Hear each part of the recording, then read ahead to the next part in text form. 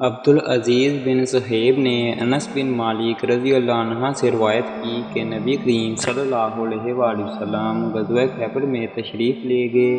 ہم نے وہاں فجر کی نماز اندھیرے ہی میں پڑھی۔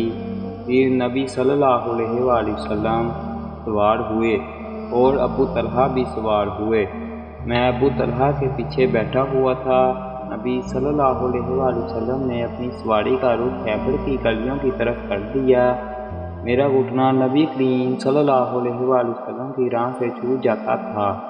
پھر نبی کریم صلی اللہ علیہ وآلہ وسلم نے اپنی راہ سے تہبند کو ہٹایا، یہاں تک کہ میں نبی کریم صلی اللہ علیہ وآلہ وسلم کی شفاف اور سفید رانوں کی سفیدی اور چمک دیکھنے لگا۔ جب آپ خیبر کی بستی میں داخل ہوئے تو آپ صلی اللہ علیہ وآلہ وسلم نے فرمایا کہ اللہ اکبر، خدا سب سے بڑا ہے۔ خیبر برباد ہو گیا۔ جب ہم کسی قوم کے آنگن میں اتر جائیں تو ڈرائے ہوئے لوگوں کی صبح منحوس ہو جاتی ہے۔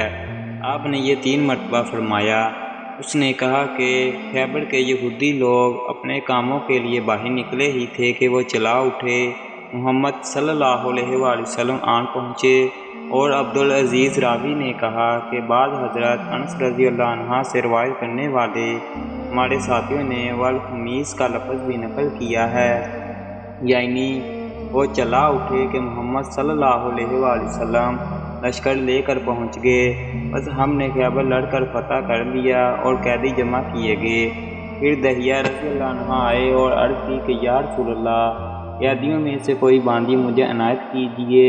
آپ صلی اللہ علیہ وآلہ وسلم نے فرمایا کہ جاؤ کوئی باندی لے لو۔ انہوں نے صفیہ بنت حیی کو لے لیا۔ پھر ایک شخص نبی کریم صلی اللہ علیہ وآلہ وسلم کی خدمت میں حاضر ہوا اور عرض کی کہ یا رسول اللہ، صفیہ جو قریظہ اور نذیر کے سردار کی بیٹی ہیں، انہیں آپ نے دہیہ کو دے دیا، وہ تو صرف آپ ہی کے لیے مناسب تھی۔ اس پر آپ نے فرمایا کہ دہیہ کو صفیہ کے ساتھ لاؤ۔ وہ لائے گئے۔ جب نبی کریم صلی اللہ علیہ وآلہ وسلم نے انہیں دیکھا تو فرمایا کہ قیدیوں میں سے کوئی اور باندی لے لو۔ راوی نے کہا کہ پھر نبی کریم صلی اللہ علیہ وآلہ وسلم نے صفیہ کو آزاد کر دیا اور انہیں اپنے نکاح میں لے لیا۔ ثابت بنانی نے حضرت انس رضی اللہ عنہ سے پوچھا کہ ابو حمزہ، ان کا مہر آن حضور صلی اللہ علیہ وسلم نے کیا رکھا تھا؟ حضرت انس رضی اللہ عنہ نے فرمایا کہ خود انہی کی آزادی ان کا مہر تھا اور اسی پر آپ نے نکاح کیا۔ پھر راستے ہی میں ام سلیم رضی اللہ عنہ حضرت انس رضی اللہ عنہ کی والدہ نے انہیں دلہن بنایا اور نبی کریم صلی اللہ علیہ وآلہ وسلم کے پاس رات کے وقت بھیجا۔ اب نبی کریم صلی اللہ علیہ وآلہ وسلم دلہا تھے، اس لیے آپ نے فرمایا کہ جس کے پاس بھی کچھ کھانے کی چیز ہو تو یہاں لائے۔ آپ نے ایک چمڑے کا دسترخوان بچھایا۔ بعض صحابہ کھجور لائے، بعض گھی۔